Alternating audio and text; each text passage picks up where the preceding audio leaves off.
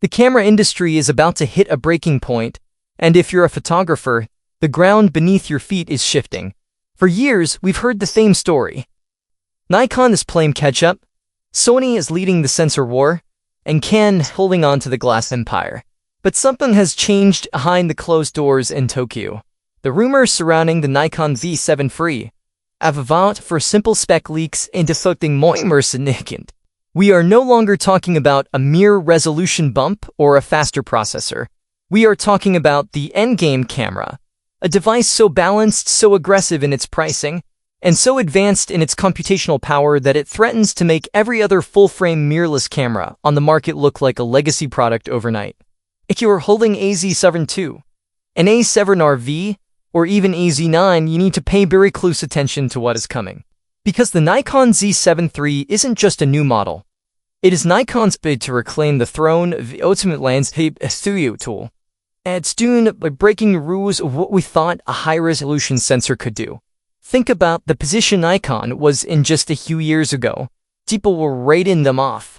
They said the Z-mount was too late to the party, and keen to zoom in then Z and the world went silent.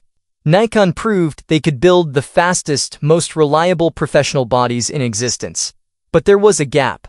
A massive, high-resolution shaped gap.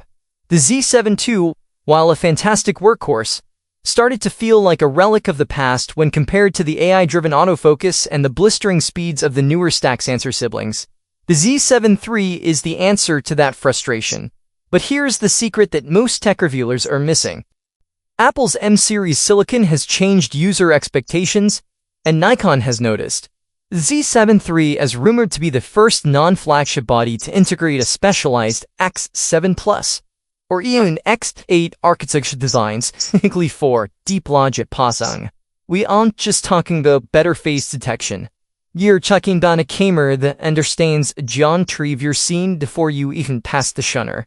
Let's talk about the sensor, because this is where the war will be won or lost. The US market thrives on resolution, but we've reached a point of diminishing returns with megapixels. 45 megapixels used to be the gold standard. But the Z7 III is rumored to be pushing into the 60 to 67 megapixel range using a brand new partially sacked CMOS sensor. Now, why does partially sacked matter? It's the middle ground that everyone has been weighing for.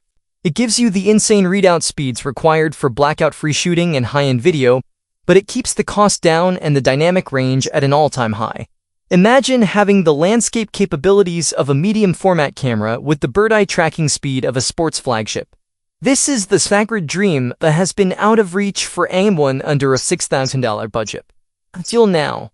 But here is where it gets controversial. There are whispers from the supply chain that Nikon is moving toward a global shutter-like experience without the massive price tag of a Sony A9 III. By optimizing the electronic shutter to a point where rolling shutter distortion is a thing of the past, Nikon is effectively telling the mechanical shutter get past. Some purists are going